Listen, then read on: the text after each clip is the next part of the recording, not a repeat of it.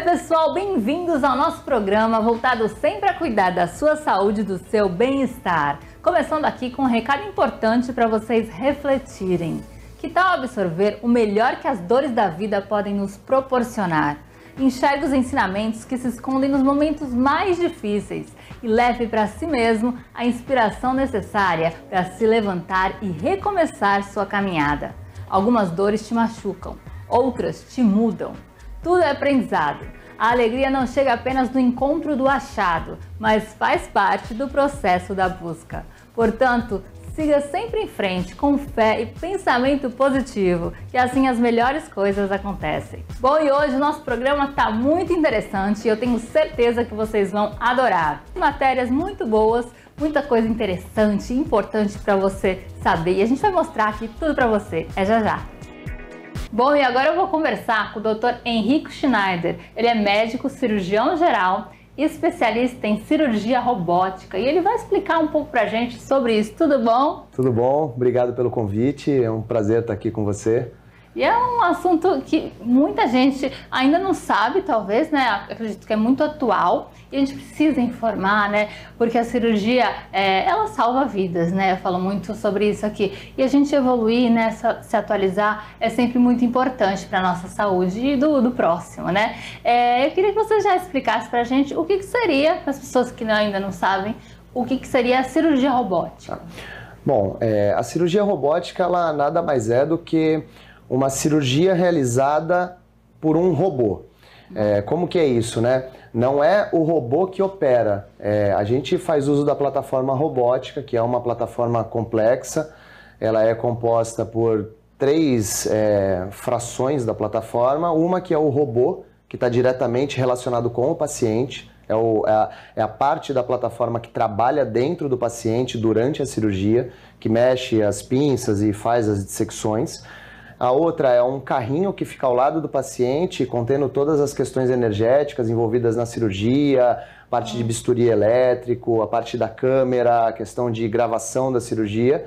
E a outra é o console, que é onde o cirurgião fica propriamente durante a cirurgia.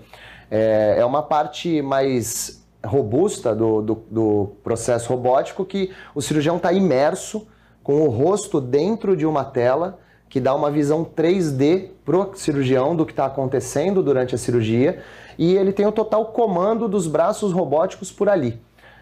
Então eu consigo mexer os braços robóticos, pegar um tecido, fazer uma dissecção, retirar uma doença, toda por um local que está, a princípio, longe, entre aspas, do paciente, mas ainda assim dentro da sala cirúrgica. Uhum. Por exemplo, a gente que é leigo, você falar em robótico, é claro que a atualização muito mais, a gente vê muito mais avançada, né? E eu acredito que você vai me falar se é uma cirurgia mais segura ou se não tem diferença, se é só a tecnologia. Eu queria que você falasse pra gente. Mas tanto para o cirurgião quanto para o paciente, ela realmente ela fica mais segura, porque parece que são na mão de robôs, né? E vocês, né, manejando aqui, é difícil para a gente entender, né? É mais tranquilo até para vocês e para o paciente também? Ela é bem mais segura por diversos motivos, né? Primeiro que a plataforma robótica ela vai te proporcionar a facilidade de resolução de casos mais complexos. Então, eu acho que a principal indicação de uma cirurgia robótica é para um caso complexo. Por que isso? O robô ele vai te proporcionar uma definição de imagem e a questão tridimensional, então você vai conseguir fazer uma cirurgia com menos sangramento. O paciente tende a ter menos hemorragias durante a cirurgia, tende a ser uma cirurgia mais limpa, com menos sangue, tem menos trauma para tecidos adjacentes ao tecido doente, então você consegue ter uma minuciosidade cirúrgica maior, você tem um detalhamento maior. Dentro da plataforma você tem algumas opções que você pode fazer, que vão te mostrar a irrigação daquele local que você está mexendo. Então, para você fazer costuras, às vezes intestinais, para você fazer anastomoses, que a gente chama, né, que são reconstruções das estruturas que a gente retira a doença e tem que reconstruir a anatomia, você consegue identificar se aquele tecido realmente é saudável ou se ele só parece saudável, mas na verdade tem um suprimento diminuído sanguíneo e você tem que mudar um pouco o seu plano cirúrgico. Então, para o paciente fica muito mais seguro. fica muito mais completo também, principalmente na parte oncológica, você consegue dar um detalhamento cirúrgico maior para aquele paciente. Eu já vou te perguntar quais cirurgias podem ser feitas com a robótica hoje em dia? Olha, basicamente, eu não vou te falar todas porque o campo cirúrgico é muito amplo, né? Então, neurocirurgias não tem indicação de cirurgia robótica, é até meio que impossível de fazer, mas o robô ele inicialmente foi criado para cirurgia cardíaca. A idealização do robô lá 20, 30 anos atrás, ele veio por conta de uma tentativa de diminuir o trauma para as cirurgias cardíacas. Foi visto que a aplicabilidade do robô se encaixava muito bem na urologia, então os urologistas foram pioneiros na utilização da robótica. Antigamente, quando se fazia cirurgia por próstata, pela via convencional, o paciente tinha muito trauma, tinha muita dor, uma chance de incontinência, de impotência sexual até um pouco aumentada em relação à robótica. O robô trouxe um refinamento para isso. Depois que os urologistas conseguiram desenvolver isso, validar isso, os outros campos começaram a utilizar. Então a ginecologia veio para utilizar para os cânceres ginecológicos, a cirurgia geral, a cirurgia oncológica começou a utilizar para cirurgias bariátricas, para as hérnias mais complexas, doenças de parede abdominal que exigem uma habilidade, uma complexidade muito grande de ser realizada por videolaparoscopia, que eram realizadas por cirurgia convencional com cortes muito grandes, com prejuízo de funcionalidade para o paciente. Então, começou-se a entender que as outras especialidades tinham uma aplicação tão grande quanto a especialidade que foi a idealizadora do robô. E hoje, isso é até um tópico interessante, que muitas pessoas têm essa sedimentação de validez do robô para a urologia. Então, todo homem que você pergunta se tem algum problema na próstata, ele já automaticamente associa a cirurgia robótica. Mas a cirurgia geral e a cirurgia oncológica, ela vem crescendo muito em relação à utilização do robô, ainda de uma forma menos difundida. Os grandes centros, claro, já drenam pacientes que querem o robô desde sempre, sabendo que vai ser melhor para a doença que eles apresentam, mas as cidades um pouco adjacentes, que não têm tantas plataformas, talvez até como Santos, elas ainda carecem muito da informação para a população da aplicabilidade daquilo. Então, basicamente, para cirurgias de barriga, que a gente chama, né, cirurgia abdominal, cirurgia de parede abdominal, cirurgias oncológicas, a gente consegue ter a aplicação da robótica para todas. E eu te perguntar o acesso também, né? Que acredito que ainda é uma cirurgia mais cara. Sim. Ainda é, né, para alguns pacientes. E futuramente, você acredita até na cirurgia robótica, ela terá mais acesso, né, para a população em geral? Hoje, o grande limitador da cirurgia robótica na nossa prática, pelo menos que a gente identifica no consultório, é realmente a questão do custo. A ANS ainda não tem a cirurgia robótica dentro do rol de cirurgias cobertas como obrigatoriedade para os convênios. Então, a maioria dos convênios acaba nem cogitando a plataforma robótica para os problemas. O que alguns centros hoje conseguem fazer é fazer o upgrade robótico para uma cirurgia videolaparoscópica. O que é isso? O seu convênio seguradora ou até mesmo uma operadora que cobre um hospital que tenha a plataforma robótica, você pode fazer o uso dessa plataforma com um custeio do hospital, que seria como se fosse um aluguel daquele robô durante o período que você vai estar usando. Como a ANS não tem isso no rol, os médicos também acabam não sendo remunerados pela cirurgia robótica. Então acaba existindo aí também um acordo de honorário particular para o paciente. Mas o grosseiro da internação, que acaba sendo hotelaria, a necessidade muitas vezes de uma terapia intensiva, que é cara no particular, o próprio procedimento cirúrgico de anestesia, sala cirúrgica, utilização dos materiais, isso muitas vezes o convênio acaba cobrindo pela questão laparoscópica que também está envolvida dentro da robótica. Então a robótica e a laparoscopia está meio que num campo um pouco misturado na questão técnica, mas sendo a robótica com esse limitante de ter um custo adicional. Esse custo adicional é variável, é claro, depende muito da complexidade cirúrgica, da equipe que está te operando, da quantidade de pessoas que tem na equipe, do hospital que você está escolhendo utilizar a plataforma robótica. Existe uma variação dessa taxa de acordo com a classificação do hospital. Você acha que esse talvez o futuro da cirurgia em todos os aspectos? Eu acho que se a gente for analisar a capital hoje já é um presente. Existe até uma dificuldade de agendamento de cirurgias robóticas pela questão da utilização do robô. Então você vai nos hospitais, os robôs eles estão sendo utilizados de forma diária e as cirurgias estão acontecendo de forma diária, apresentando resultados melhores.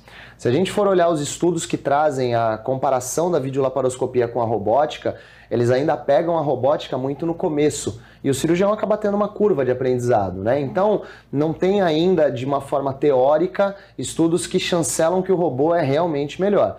Mas, daqui a alguns anos, a gente vai conseguir ter um N cirúrgico maior e a gente vai conseguir ver e documentar que o pós-operatório dos pacientes foi melhor, as taxas de complicação foram melhores. Na questão da cirurgia bariátrica, a gente consegue operar super obesos, que antes tinham uma dificuldade muito grande de fazer a cirurgia por vídeo, pela questão da gordura abdominal, da dificuldade de manuseio dos tecidos. O robô, ele traz esse refino. Falou também de laparoscopia, que você já utiliza na bariátrica, em outras cirurgias. Como que é essa relação? Auxilia? A robótica auxilia? Ou é uma ou outra?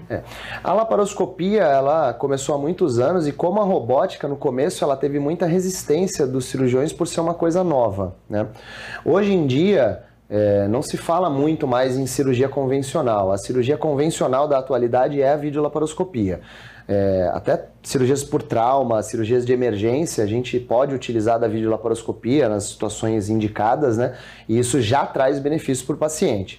Antigamente, sofria do mesmo problema que a robótica sofre hoje. A ANS não cobria no rol. E isso acabou entrando no rol da ANS com a evolução do procedimento. Então eu vejo que a robótica daqui a alguns anos vai acabar entrando no rol da ANS de uma forma natural. A laparoscopia e a robótica, elas podem ser usadas no mesmo procedimento. Existe o procedimento totalmente robótico, na qual eu não uso a laparoscopia e uso apenas a plataforma robótica. E existe um procedimento híbrido, na qual eu uso a plataforma robótica como principal atuante dentro da cirurgia e uso a videolaparoscopia como um auxiliar para fazer uma aspiração, ou eventualmente fazer um grampeamento, ou colocar algum fio lá dentro para o cirurgião. É importante frisar que dentro da cirurgia robótica, apesar do cirurgião principal estar fora de campo, operando o robô num console, existe uma equipe cirúrgica dentro de campo, estéril, em contato com o paciente. Então, essa equipe cirúrgica que está dentro de campo é o auxiliar, a instrumentadora, ou dois auxiliares, dependendo do porte cirúrgico, que são cirurgiões formados, especialistas também, muitas vezes até cirurgiões robóticos também que trabalham naquela mesma equipe. E aí, com essa sintonia, o cirurgião vai operando o robô e os auxiliares vão auxiliando com pinças manuseadas pela mão dos próprios auxiliares diretamente no paciente. Esse procedimento acaba sendo um procedimento híbrido, né? Ele não é completamente robótico. Mas a laparoscopia e a robótica, elas utilizam da mesma técnica cirúrgica, vamos colocar assim. Você precisa ter a injeção de gás carbônico dentro do abdômen para poder fazer a cavidade virtual que a gente usa, cheia de gás ali. Então, isso já é um princípio laparoscópico que a robótica também utiliza. Os furos que a gente utiliza na robótica para colocar o que a gente chama de trocáteres, que são os acessos que vão estar comunicando a cavidade do paciente com o braço robótico. O do robô é um pouco menor, são furos de 8 milímetros. Da laparoscopia a gente tem uma variância de 5 a 15 milímetros para os furos, né? A depender da situação e da necessidade. Então acaba que o processo de início cirúrgico é muito parecido. E aí depois disso, quando a gente efetivamente acessa a cavidade, coloca o robô para começar a operar, aí sim isso vira uma coisa mais refinada. Mas o cirurgião que já tem contato com a videolaparoscopia, eu sinto que ele se adapta melhor à plataforma robótica. Mas o cirurgião que não faz videolaparoscopia, ele também consegue ter contato com a robótica. A robótica, é interessante frisar, ela não é uma coisa de acesso a todos. Para você fazer a cirurgia robótica, você tem que fazer um curso se especializando naquele tipo de cirurgia. Tá? Depois que você termina esse curso ele é inclusive coordenado pela empresa que criou o robô, que é a Intuitive, e essa empresa valida a sua prática, porque depois do curso você tem que fazer várias cirurgias com uma pessoa que chama Proctor. Ele é um cirurgião robótico com uma experiência já muito avançada, que supervisiona as suas cirurgias do lado de fora, ao seu lado, e consegue identificar se você está fazendo alguma coisa que está te trazendo mais dificuldade, se você realmente está apto a fazer aquele procedimento que você está fazendo. Então não é só um diploma de um curso. ele tem todo um processo envolvido com diversas cirurgias, com bastante horas de treinamento em consoles de simulação. Sim, é muito importante, né? Tá lidando com vidas, né? Medicina... Não tem margem para erro, né? Não tem... claro que erros acontecem, né? Mas o quanto puder evitar, né? Um profissional de excelência como você, né? Aliás, a gente sempre frisa aqui procurar um bom profissional, né? Que tenha feito os cursos certos, né? Que seja habilitado, porque hoje em dia tem muita gente olhando a internet, quer ficar igual e estética, enfim. E eu ia te perguntar, para a cirurgia robótica, quais doenças que existem contraindicações de pacientes que, esse não pode ir para essa cirurgia? Existe alguma coisa assim? As contraindicações da robótica são próximas das contraindicações da videolaparoscopia, né? A questão da injeção de gás carbônico dentro da cavidade abdominal, ela traz algumas alterações hemodinâmicas para o paciente. Então, uma grande contraindicação, por exemplo, tanto para a robótica quanto para a videolaparoscopia, seriam os pacientes com uma insuficiência cardíaca grave, que não vão tolerar aquele tipo de procedimento. A cirurgia aberta, apesar de todas as complicações de cortes maiores, traumas maiores, chances maiores de sangramento, querendo ou não, você está com a exposição dos órgãos de uma forma anatômica. Você não fez nenhuma alteração naquela barriga, você só cortou. Agora, quando você começa a fazer uma injeção de gás, a vídeo e a robótica, ela demanda alguns posicionamentos de mesa para que você consiga expor o campo que você vai trabalhar de uma forma mais adequada. Então, pacientes, por exemplo, que têm alguma alteração neurológica, que não vão tolerar ficar com a cabeça mais baixa do que o tronco durante muitas horas, podem ter uma contraindicação relativa para a cirurgia robótica ou até para a laparoscopia. Então, no final das contas, essas contraindicações são raras. A grande maioria dos pacientes que tem uma saúde relativamente bem cuidada ou que não tem muitos problemas de saúde associados, eles acabam podendo ser submetidos à cirurgia robótica. Eu acho que o que mais é interessante de frisar é a indicação. A contraindicação, ela é muito rara, então você consegue superindicar. Quando você tem uma superindicação, você começa a ter um procedimento, entre aspas, redundante. A aplicação que eu acho que vale a pena ser frisada são as cirurgias oncológicas.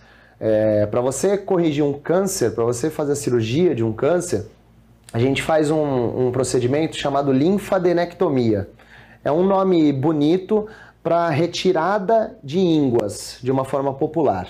A nossa gordura dentro do abdômen tem diversas ínguas que captam inflamações e que captam o câncer. E quanto mais ínguas você tira, melhor é a sua chance de não ter a doença sendo disseminada depois. Quando você entra pela videolaparoscopia para fazer uma cirurgia dessa, você consegue fazer já uma linfadenectomia muito boa, porque a videolaparoscopia está bastante avançada também. Mas quando você está falando de uma cirurgia robótica, você tem 100% de benefício em relação a vídeo. Você vai conseguir ver exatamente o limite que termina a gordura de um intestino e começa a gordura de outro, que não tem que ser mexida. Você vai conseguir ver exatamente aonde está a irrigação daquele intestino que você está mexendo. Então você consegue fazer ligaduras vasculares com menos chance de sangramento. Você consegue fazer uma costura do segmento que vai ficar dentro daquele paciente, sabendo que aquele segmento está recebendo sangue. Isso vai diminuir a chance de fístula, vai diminuir a chance de deiscência, que são duas complicações muito graves no pós-operatório de um paciente com câncer. Esse paciente ele vai conseguir voltar para as atividades diárias que ele tem que fazer, de caminhada, de reabilitação muitas vezes. Um dos principais problemas do tratamento do paciente com câncer é a falta de massa magra. Ele perde muito músculo, então o paciente não pode ficar acamado durante semanas, senão isso vai acabar perdendo mais músculo ainda e isso prejudica o pós-operatório. Quando você tem uma cirurgia que você faz, que pega esse paciente e reabilita ele de uma forma mais precoce, ele já está ganhando aí. Então, todos os aspectos que a gente consegue falar, eles acabam sendo positivos. E aí você me pergunta, ele não tem nenhum aspecto negativo, então, na cirurgia robótica? Ao meu ver, hoje, é o custo. Então, todos os outros aspectos, na minha opinião, são positivos. Vai me perguntar, não tem margem para erro, o robô ele não consegue ter alguma pane no software, alguma coisa, enfim, é uma máquina, né? Então, na verdade, o software que é criado, que foi criado, ele é tão bom que ele tem diversos mecanismos anti-erro. Então, mesmo que eu às vezes faça um movimento muito brusco, o robô não replica, ele só replica movimentos mais delicados, mais finos. Eu tenho uma posição das minhas mãos que ela tem que estar para o robô estar ativo. Eu tenho que colocar a minha cabeça dentro da tela, então eu estou inserido dentro da cirurgia. Se eu tiro a cabeça para falar com qualquer pessoa da sala para pedir alguma coisa, para pegar algum material, o robô ele fica estático, na mesma posição que ele estava. Ele elimina todos os meus tremores que eu possa ter. Então, às vezes, cirurgiões até um pouco mais idosos, que podem ter dificuldade na videolaparoscopia, o tremor ele é abolido pelo robô. Nossa. Você está com as suas mãos tremendo fora do robô e a pinça robótica ela está fazendo os movimentos refinados e harmônicos. Além disso, você tem a replicação da mão humana dentro das pinças robóticas. Então ela faz todo o movimento que a minha mão faria numa cirurgia convencional. Uma outra coisa interessante que é bacana de frisar, muitas vezes a cirurgia robótica, por proporcionar esse retorno mais precoce às atividades, tem indicações para pessoas super saudáveis. Então, um exemplo de um jogador de futebol que descobre uma hérnia, ou então um atleta de alto rendimento que tem uma diástase que incomoda. Essas pessoas que precisam voltar rápido para as atividades físicas, elas vão ter benefício da robótica também pela questão do detalhamento, de poder proporcionar a elas que voltem com mais segurança para os exercícios de treinamento, para os exercícios da rotina deles de alto rendimento, de uma forma mais curta do que uma cirurgia com corte, por exemplo.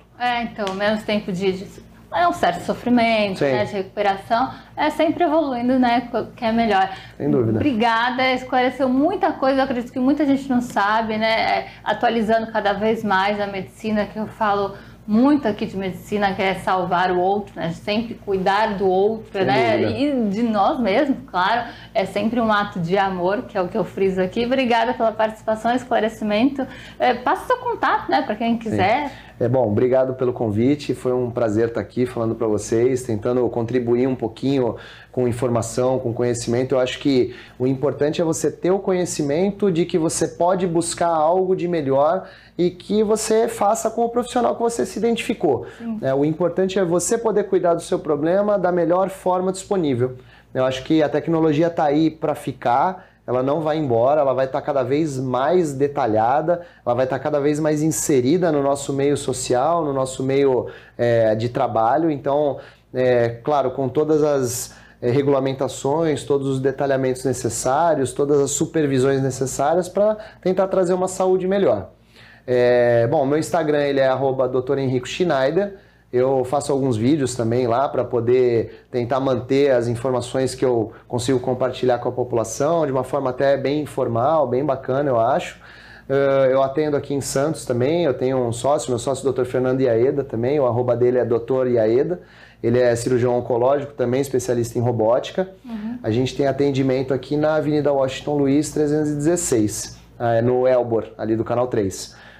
No Instagram tem todo o contato, tem a parte de agendamento, tem o contato que o paciente pode chegar a nós, né?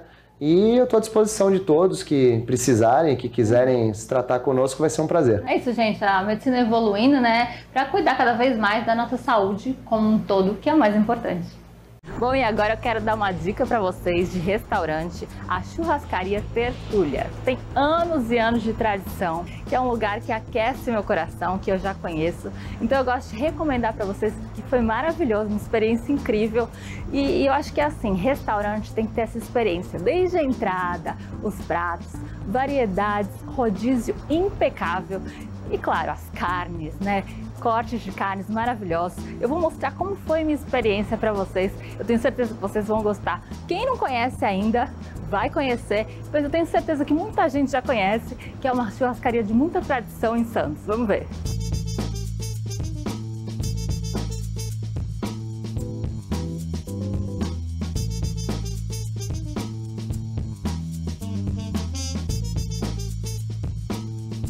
Vocês estão vendo essa experiência deliciosa em todos os sentidos.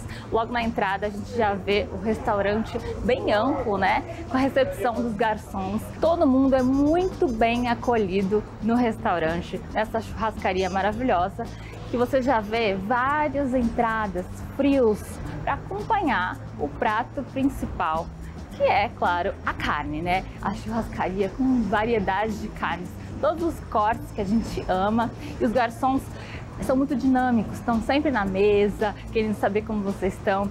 E então é realmente um ambiente muito agradável, muito aconchegante para você ir com a sua família, com seus amigos. Como vocês estão vendo, vários tipos de carnes, né? Vários cortes nobres da carne, passando várias vezes em todas as mesas, e vocês não têm ideia do sabor. É maravilhoso. Com certeza eu recomendo uma das churrascarias mais diferenciadas, principalmente também da Baixada Santista. Aqui em Santos é tradição a churrascaria Tertúlia, que tem muita variedade de comida e é muito bom. E junto com os frios, né, que estão à disposição para quando você quiser pegar, voltar, repetir as carnes que são servidas no rodízio, tem também os acompanhamentos, os pratos quentes, muitas variedades também que eles vão servindo no rodízio.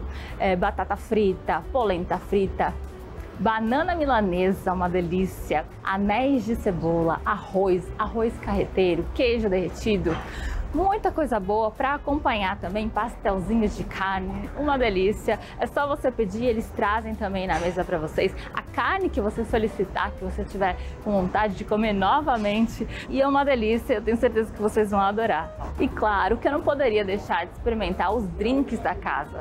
Se você for comer, pede também drink, que eu não saberia escolher. É um mais gostoso que o outro, sabores diferenciados. O serviço também dos drinks é diferenciado, licor ao final. Vocês vão adorar, não pode faltar. E claro, para fechar com chave de ouro essa experiência, tem que pedir uma sobremesa, que eu particularmente amo sobremesa. Eu queria pedir todas e eu provei algumas, recomendo, uma mais gostosa que a outra. Doces diferenciados que eu tenho certeza que vocês gostam, os melhores. Tem um cardápio riquíssimo de sobremesas, vocês não podem deixar de pedir, que é uma delícia, é uma das partes mais gostosas da experiência mesmo da churrascaria Tertúlia aqui da cidade de Santos. Vocês viram? Foi uma experiência maravilhosa, um momento especial mesmo, que eu quis dar essa dica para vocês. Então, para quem quiser conhecer, tá aqui o endereço dessa churrascaria maravilhosa, Churrascaria Tertúlia, para quem não conhece, e para quem já conhece também, para ir novamente, tá cada vez melhor. Eu quero agradecer a recepção de todo mundo responsável que recebeu a gente assim com muito carinho. Eles estão te esperando para receber vocês também e a família de vocês, amigos, porque como eu falei, eu gosto de lugares que aquecem nosso coração, né? Que a gente possa levar nossa família e as pessoas que a gente ama, né? Então você leva a sua família, seus amigos, realmente é um lugar muito acolhedor e aconchegante, e eu quis dar essa dica para vocês, e a gente te espera lá no restaurante.